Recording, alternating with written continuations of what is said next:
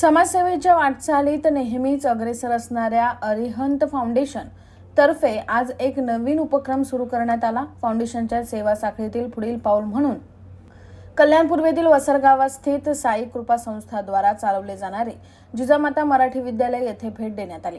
या शाळेमध्ये प्रामुख्याने गरीब व गरजू कुटुंबातील विद्यार्थी शिक्षण घेत असून शासनाकडून केवळ पुस्तके व शिक्षण मोफत दिले जात आहे। उर्वरित शैक्षणिक साहित्याचा खर्च साई कृपा संस्था स्वतःच्या प्रयत्नातून भागवते।